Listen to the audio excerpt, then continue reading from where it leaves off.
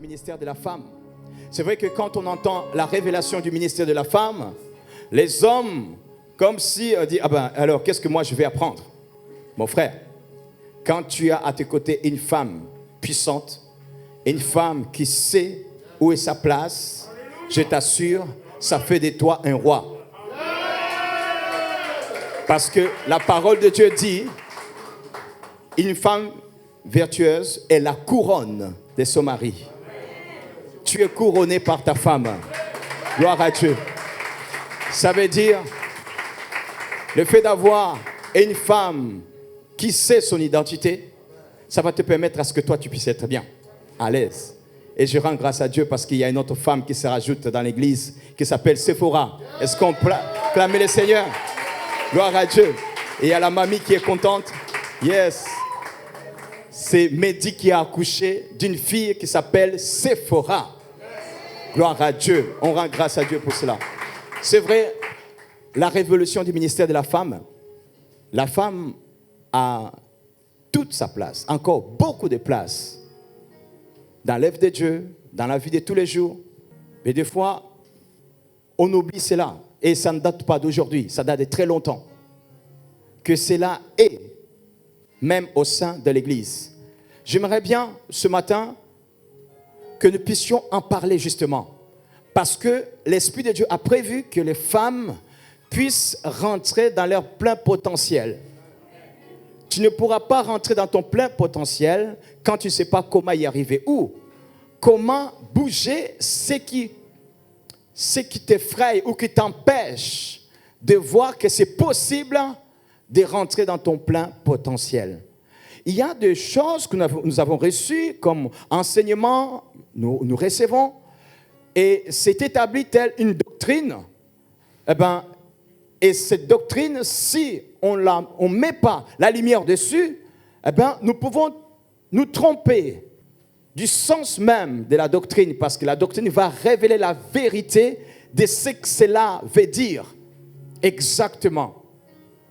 Et c'est pour cela on retrouve des fois des femmes, à force d'avoir entendu des choses, des paroles qui reviennent, et nous voyons aussi des hommes, ils vont avoir du mal à concevoir que la femme a un ministère bien établi. Bien établi non pas par une société quelconque, mais par le Créateur lui-même. Déjà, nous voyons dans Éphésiens chapitre 5, verset 22, ces versets qu'on entend souvent. Femme, femme. Les hommes, c'est comme ça qu'ils les lisent. Femme, soyez soumises à vos maris, comme au Seigneur. C'est comme ça. L'homme, là, on entend l'homme qui est énervé, là. Femme, soyez soumises. Et la parole de Dieu pourra dire, Jésus lui-même, quand il va lire, il va dire, femme, soyez soumises à vos maris, comme au Seigneur. Souvent, ce verset, on a montré comme si la femme, elle est inférieure. Et pourtant, on oublie le verbe qui est mis en marche et le mot qui l'accompagne. Être soumis ne veut pas dire que, écoute, tu es rabaissé. La soumission ne veut pas dire que tu es rabaissé. Au loin de là, notre sœur nous l'a dit encore ce matin. C'est bien l'obéissance, mais cette obéissance doit être accompagnée par la soumission. Parce que la soumission, ça veut dire que je ne peux pas mon cœur à être prêt à accepter ce qui sortira de celui qui est en face de moi, notamment le mari. Il est écrit, car le mari est le chef de la femme, comme Christ est le chef de l'Église, qui est son corps, dont il est le sauveur. Quand on entend chef, on voit une action pyramidale. Il est au-dessus, moi je suis en dessous. Non, dans le royaume de Dieu, ce n'est pas comme ça. Ce n'est pas au-dessus, en dessous, mais c'est d'une manière latérale, relationnelle. Ça veut dire que c'est une personne avec qui je veux être prêt. La femme doit être prête. Quand il va dire quelque chose, ben, elle est déjà prête à pouvoir accepter ce qui va sortir de sa bouche, y compris aussi en face. Parce que c'est comme Jésus, l'enseignement de l'apôtre Paul ne se limite pas à la femme. L'objectif, quand l'apôtre Paul a dit ça, ce n'était pas entre la femme et l'homme. Non, non, non. Il voulait enseigner la relation entre nous et notre Seigneur. Mais souvent, on coupe. Bien sûr, on peut voir dans les infos, on peut t'interviewer, et aussi on découpe. On n'a pas fini ton intervention, on peut te faire croire des choses, et quand quelqu'un va t'entendre, il va dire, ah oui, il est méchant. Et pourtant, non. Si on laisse l'extrait, tu vas dire, non, une partie disait ça, mais pour déterminer autre chose, pour éclairer. Ben, la parole de Dieu est claire. Lisons. Femmes, soyez soumises à vos maris, comme au Seigneur, car le mari est le chef de la femme, comme Christ est le chef de l'Église, qui est son corps, dont il est le sauveur. Là où l'apôtre veut amener son auditoire, c'est pour qu'ils puissent comprendre que c'est comme ça. Ils doivent vivre la relation avec Dieu, parce que comme nous le vivons au quotidien, il y a de vérités que nous pouvons entendre, mais ce sont des demi-vérités. Et demi-vérité n'existe pas. Ça crée la confusion. C'est soit la vérité, soit le mensonge. Parce que la confusion n'est pas du tout bonne. Ça ne peut pas permettre à ce que la personne puisse avancer. On voit d'autres passages de la parole de Dieu que nous pouvons voir. Je vais d'abord vous amener dans Timothée, 1 Timothée, chapitre 2, verset 9. Je veux aussi que les femmes vêtues d'une manière décente, avec pudeur et modestie, ne séparent ni des tresses, ni d'or, ni des perles, ni habits somptueux, mais qu'elles séparent de bonnes œuvres, comme il convient à des femmes qui font profession de service, de servir Dieu. Encore ici, on va dire, l'apôtre Paul, en train de dire que les femmes ne puissent pas se maquiller. Il y a des milieux où c'est basé là-dessus et la femme ne doit plus se maquiller, parce que l'apôtre Paul l'avait dit. C'est pour cela, ne soyez pas étonnés, vous allez voir des endroits où il n'y a pas rouge à lèvres, il n'y a pas un peu de trucs là, il n'y a pas de fards, il n'y a pas du tout. Et pourtant, ça rend agréable le visage, mes sœurs, n'est-ce pas? Hein? Ça dégage le regard. Ça élargit. Ah ben, vous m'avez compris. Mais en tout cas, il n'y a pas de mal là-dessus. L'apôtre Paul n'est pas encore en train de dire là. Et il n'est pas en train d'interdire. Mais il est en train de dire que la manière dont on se sépare, on se décore, ça doit être comme ça à l'intérieur. La manière dont tu t'embellis à l'extérieur, c'est comme ça. À l'intérieur, ça doit être encore mieux. Tu mets de l'or à l'extérieur, mets de diamants à l'intérieur. Tu dois mettre des diamants. Pourquoi? À l'intérieur, tu dois être quelqu'un de valeur. Et, vous savez, mais qu'elle sépare des bonnes œuvres, comme il convient à des femmes qui font profession des services. On parle bien des professions des services. Des femmes, l'apôtre Paul ne peut pas interdire à la femme de pouvoir servir dans l'église. L'apôtre Paul n'a jamais dit ça. D'ailleurs, là, il reconnaît qu'il y a des femmes qui font profession de servir Dieu. C'est leur travail de pouvoir être au service de Dieu. On ne peut pas dénoncer quelque chose, ou bien on ne peut pas rejeter en disant ça, telle chose ne se fait pas ou ça se fait, sans pour autant voir la racine de cela. La racine de dire, bon voilà, la femme n'a pas le droit de pouvoir s'exprimer dans l'assemblée, pouvoir parler dans l'assemblée. Pourquoi? Parce que si tu te limites à ce que tu as entendu, tu ne comprendras pas le sens. Dans la Bible, il y a la loi qu'on appelle la loi de la première mention. Va avoir au moins là où ça a été dit pour la première fois pour comprendre la profondeur.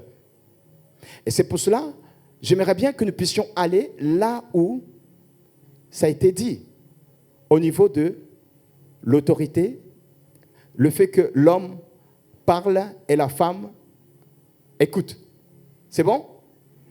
Parce que, effectivement, je ne vais pas revenir dans beaucoup de passages. Il y a plein de passages où on voit cela, où on va dire, la femme parle, l'homme parle et la femme se tait. Ou la femme, quand elle n'a pas le droit de parler. Des fois, on trouve ces passages et beaucoup d'autres personnes vont les mettre dans un autre contexte. Et pourtant, ça ne veut pas dire cela. Ça ne veut pas dire que la femme n'a plus le droit de pouvoir parler. Le pourquoi dit la grâce. Pour que tu puisses comprendre tout cela, tu as besoin de la notion de la grâce. Sans la notion de la grâce, tu ne peux pas comprendre. Allons dans Genèse chapitre 3. Genèse chapitre 3, verset 16. Vous allez voir comment Dieu met la lumière là-dessus. Dieu dit ceci. Il est écrit, il dit à la femme, j'augmenterai la souffrance. La souffrance, tu enfanteras avec douleur, comme l'a expérimenté Mehdi depuis hier. Et tes désirs porteront vers ton mari. Il dominera sur toi. C'est écrit. Là, c'est la première fois où on parle, Dieu parle carrément en disant, l'homme va dominer sur la femme. Et quand l'apôtre Paul avait son auditoire, devant lui, il y avait des Juifs qui avaient la Torah. Il développait ces points-là. Il y a d'autres points où il mettait plus de lumière, mais il y a d'autres où il se contentait de transmettre le cœur du message. Pourquoi? Parce qu'il s'est basé, par exemple, de ce passage. Mais maintenant, qu'est-ce que cela dit? Il dit que la femme sera dominée par le mari, l'homme. Les femmes vont dire, ah oui, donc. Et toutes ces personnes-là qui disent que la femme n'a pas le droit de parler, vous voyez, vous entendez? La femme n'a pas le droit de parler, la femme est inférieure. Sauf que les personnes oublient quand est-ce que Dieu dit ça. Dieu dit ça quand l'homme a péché. C'est quand l'homme a péché. Ça, c'est les conséquences du péché. Ça veut dire quoi? Ça veut dire quand on parle de la notion de la grâce ramène les choses à son état originel. Est-ce que tu peux acclamer le Seigneur pour ça? Ça voudrait dire, ce n'était pas comme ça quand Dieu a créé l'homme et la femme. Cela est venu suite à la conséquence du péché. Quand Dieu va créer l'homme et la femme, il va créer l'homme et puis à son image, il va créer aussi la femme. Bien sûr, il va dire à tous les deux, soyez féconds, multipliez-vous. Il ne va pas dire l'homme soit fécond avec plusieurs qui seront là, que je te ferai. Et puis voilà, tu vas te multiplier. Des petits Mobutu partout. Non. Il va faire Adam et Ève. Et tous les deux, jusque-là, depuis la création de l'homme et de la femme, jusqu'au verset 15 du chapitre 3, à ce moment-là, Dieu parle à l'homme, il parle à la femme, tout le plan est au même niveau. Il va dire, l'homme, il va avoir sa collaboratrice à côté, qui est une femme. Amen. Cette femme-là, ils vont être ensemble. Et à aucun moment, on va entendre que l'homme est supérieur à la femme. Dieu va dire, soyez féconds, multipliez-vous, remplissez la terre, assujettissez la terre, dominez, tous les deux vont dominer. Avant cela, c'est tous les deux qui dominaient. Mais à partir du chapitre 3, quand l'homme va pécher, l'homme et la femme vont pécher, au verset 16, et c'est là que Dieu déclare. Il dit à la femme, maintenant, le péché est rentré, écoute, j'augmenterai la souffrance de tes grossesses. Tu enfanteras avec douleur et tes désirs se porteront vers ton mari, mais il dominera sur toi. C'est pour cela, je t'ai dit, ma sœur, tu n'as pas à penser que toi, dans le langage de Dieu, dans la manière où Dieu va pouvoir, dans la relation avec Dieu, ça ne veut pas dire que Dieu, quand il te voit inférieur, comme tu peux penser. Non, non, non, non, non. Dieu t'appelle à ce que tu puisses évoluer dans la soumission par rapport à la personne qui est autour de toi. Ça veut dire quoi? Ça veut dire que tu es prêt, comme ça, quand l'autre te parle, tu es prêt à ce que tu puisses tendre ton oreille, que tu puisses écouter. Pourquoi? Parce que Dieu a fait de toi une aide. Ça veut dire que tu dois te rendre disponible pour que tu sois à l'écoute.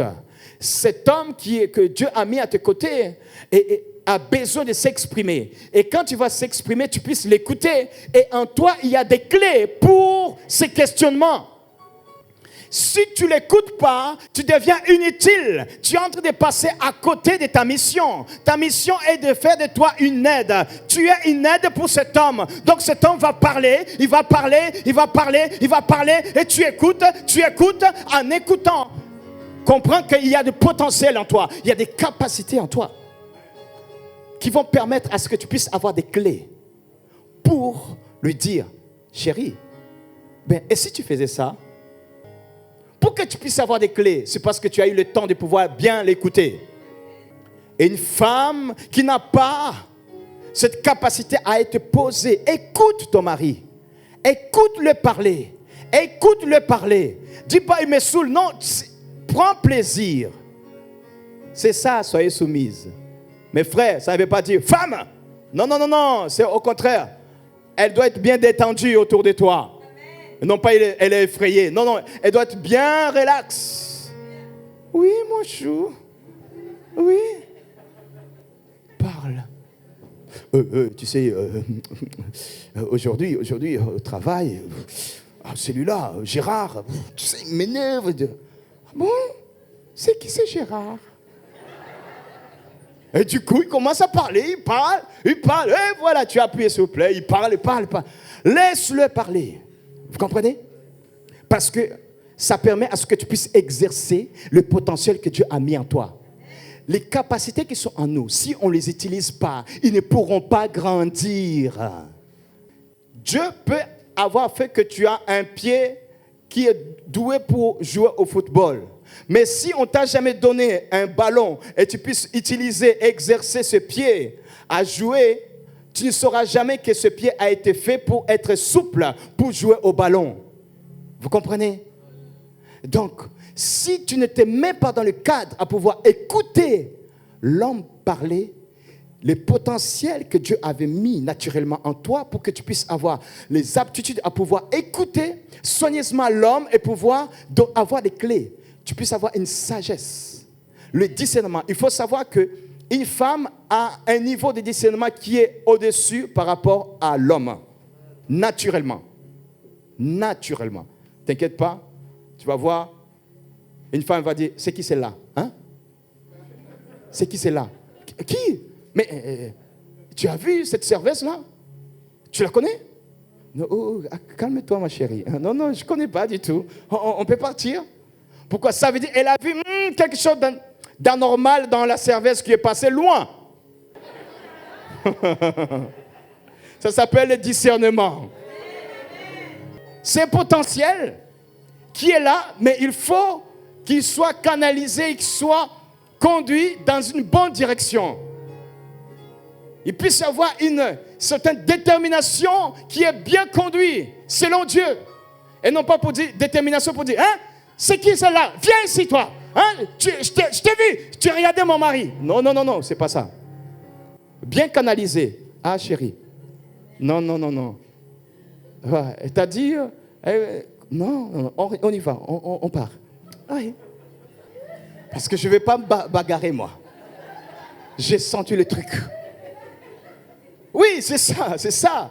C'est ça le potentiel que Dieu a mis dans la femme. Mais est-ce qu'on peut acclamer le Seigneur? Wouh! Hey! Vous savez, la révolution du ministère de la femme doit être ancrée en toi. Femme, tu as des aptitudes. Et ces aptitudes-là, ne pense pas que Dieu veut que tu puisses les écraser, mais tu dois les mettre en valeur, tu dois les utiliser. Plus tu les utilises, plus ils vont prospérer. Vous savez, les gens qui disent que la femme n'a pas le droit de parler dans l'assemblée ou devant les hommes ou apporter le message, non. Ce n'est pas sur ce qui est venu après que tu vas chercher à comprendre la profondeur de tout cela. Il faut revenir toujours à la source, la loi de la première mention. La première mention de l'expression de la femme dans le public, c'était après l'œuvre achevée.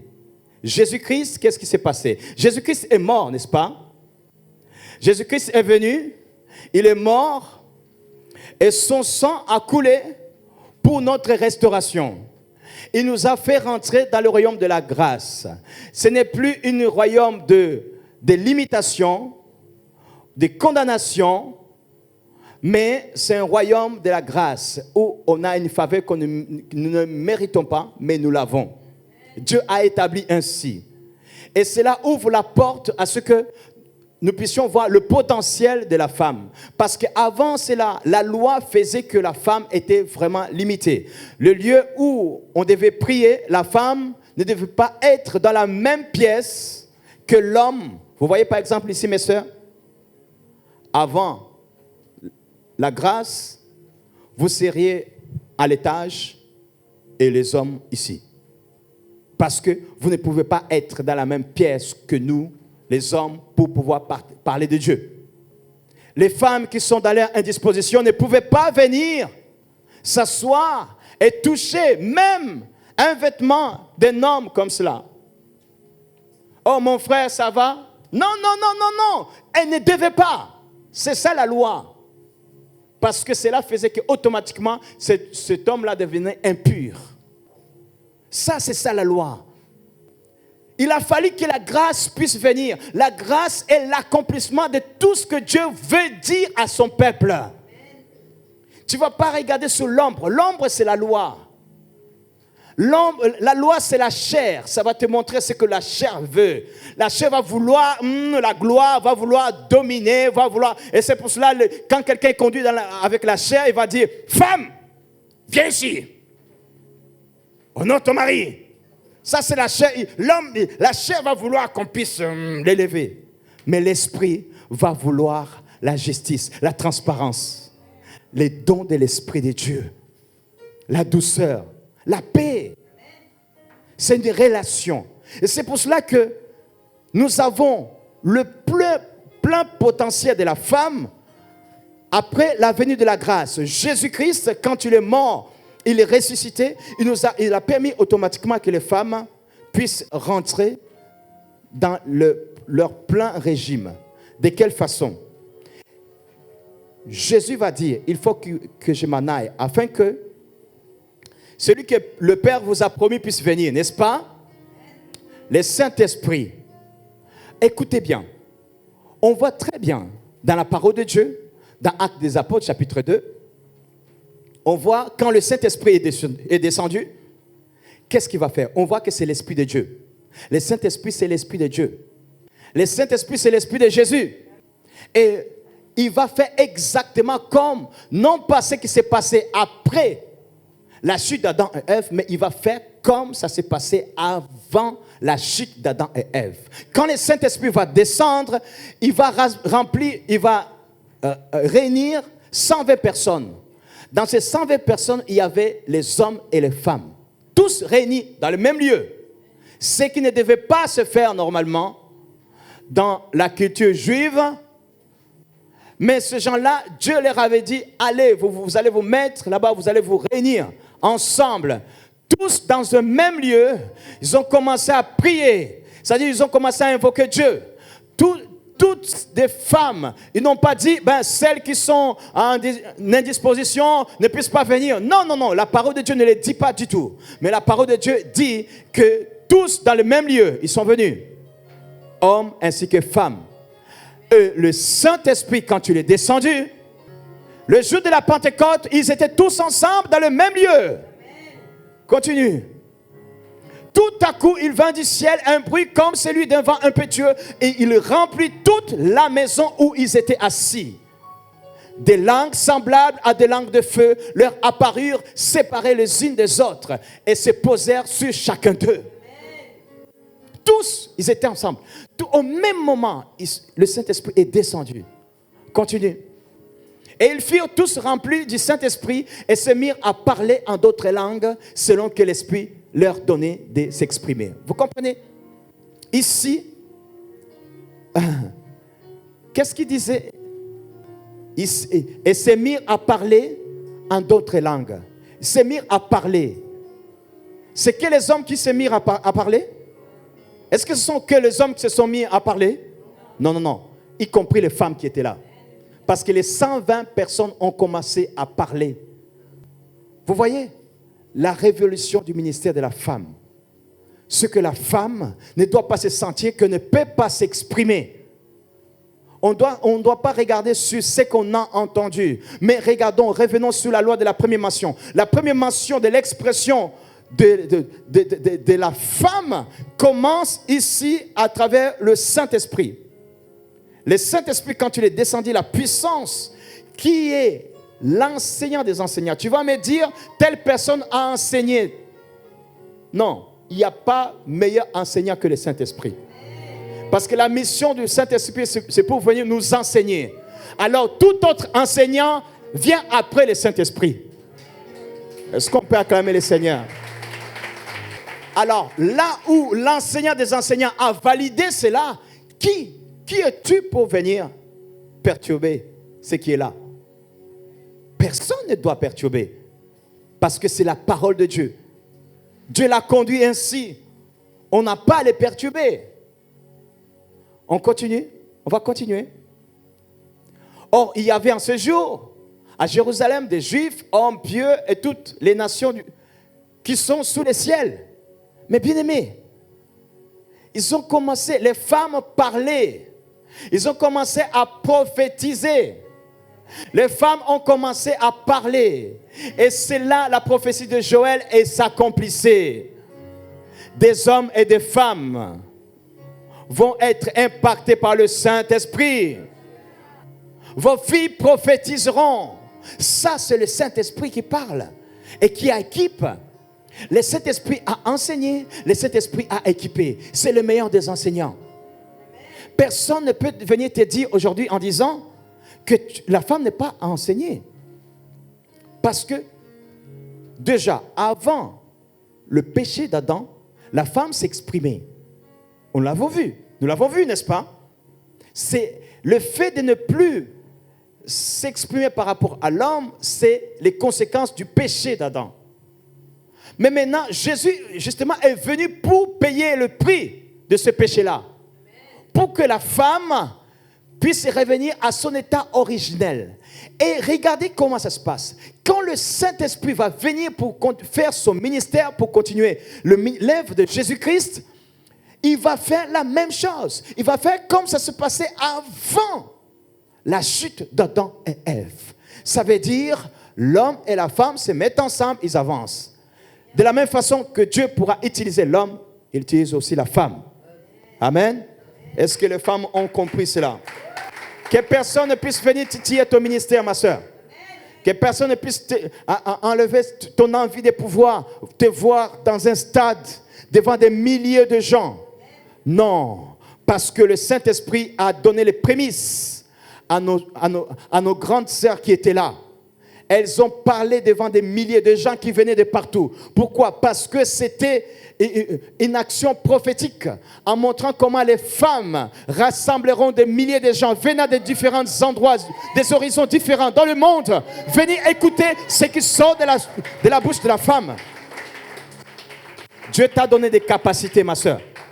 Et ces capacités vont faire que nous travaillerons ensemble. Mes frères, ce n'est pas à dire que nous n'avons pas la place. Si la femme prospère, il y a tellement d'œuvres, il y a des aptitudes qui sont faites avec la femme, et la femme pourra les utiliser pour permettre à ce qu'il puisse y avoir des personnes qui seront touchées. Et les aptitudes qui sont naturellement dans l'homme seront là pour que l'œuvre puisse avancer. Donc, nous deux, la femme et l'homme, en servant le Seigneur, ça permet à ce que nous puissions être dans le plein potentiel de ce que Dieu voulait pour l'homme, pour dominer. Je vais finir par ceci.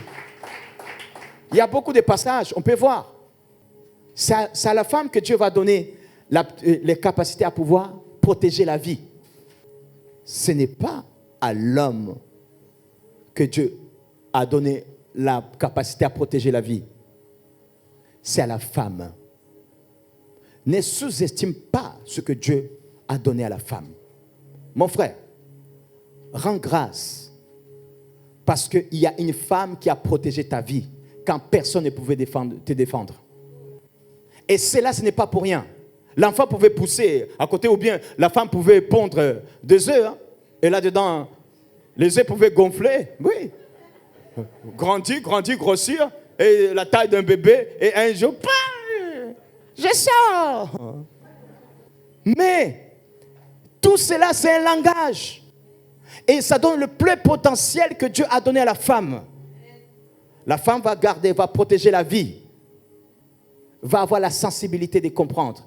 L'enfant est dans le ventre, mais la maman commence à savoir, ah, là, l'enfant n'est pas bien. Là, c'est comme ça. Ah, là, je vais me mettre debout. Non, il n'aime pas comme ça. Ah, il n'aime pas comme ça. Tu ne l'as pas encore vu. Tu commences à dire, il n'aime pas comme ça. Pourquoi? Parce que la femme commence à comprendre le langage de son bébé. Mon frère, il y a la dimension de la compréhension de la profondeur du langage spirituel, surnaturel, que toi tu ne pourras pas comprendre. Mais c'est seulement la femme. Il faut une femme pour entendre cela. Si la femme n'est pas là, l'homme ne comprendra rien du tout. Il sera inachevé. C'est normal. Nous sommes complets quand il y a l'homme et la femme et nous avançons. C'est pour cela une église où les femmes se disent elles n'ont pas leur place. Non, c'est pas bon. Jusqu'à maintenant, si nous n'avons pas encore vu cette dimension de ce que l'Esprit de Dieu nous a promis dans le dernier temps, nous sommes dans le dernier temps, mais nous attendons toujours voir cette dimension-là où Dieu va y démontrer sa puissance d'une manière extraordinaire. Nous ne le voyons pas. Vous savez c'est pourquoi? Établissons la révolution du ministère de la femme. Nous allons voir ce que l'Esprit de Dieu va faire. Je vous assure. Mes sœurs, c'est la révolution. Dis, c'est la révolution. La révolution. La révolution. La révolution. Mes sœurs, à l'attaque. On attaque.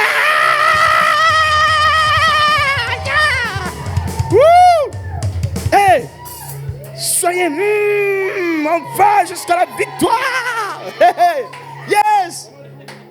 Mes sœurs, oui, il faut des femmes qui connaissent la parole de Dieu, qui sont conduites dans la parole de Dieu. Pas juste, elles vont à l'église. Oui, ça va, oui, tu vas bien? Oui. Gloire, gloire, gloire à l'agneau. Non. Des femmes qui vont à l'église parce qu'elles comprennent ce qui est dit. Vous comprenez? Tu comprends, tu catches la parole de Dieu et tu commences à mettre en pratique. Tu commences à comprendre les profondeurs. Regarde, Romains chapitre 16, je finis par là. J'ai beaucoup de choses à dire là-dessus, mes sœurs, mais je pense que ça devait être carrément une conférence parce que je reçois beaucoup de révélations sur la révolution du ministère de la femme.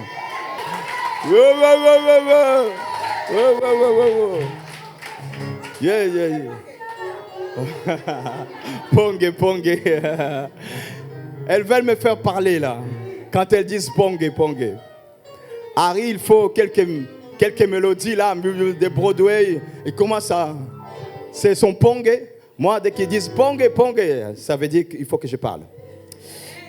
Bon. Romains chapitre 16, verset 1. Nous dit ceci. Je vous recommande Phébé, notre sœur, qui est diaconesse de l'église des Saints-Crés. Regardez, ici on nous montre, il y a des femmes dans la nouvelle alliance qui servent les seigneurs, des diaconesses. On a Prisca au verset 3. Prisca et Aquilas, son mari, Prisca, hein? Mes compagnons d'œuvre en Jésus-Christ. Ce sont les compagnons d'œuvre de Paul. C'est une servante qu'on nous présente ici. Au verset 6, saluez Marie, qui a beaucoup de peine pour vous. Pourquoi? Parce que c'est une femme de cœur.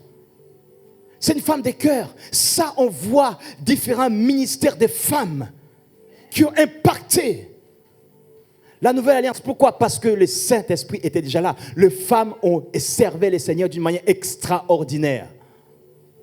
D'une manière extraordinaire. Mes sœurs, c'est important de comprendre que Dieu veut que maintenant, en ce moment, vous n'avez pas à avoir dans votre tête en disant, non, moi, c'est juste, non, moi, je vais écouter juste la parole. Voilà, moi, non, pas juste écouter la parole.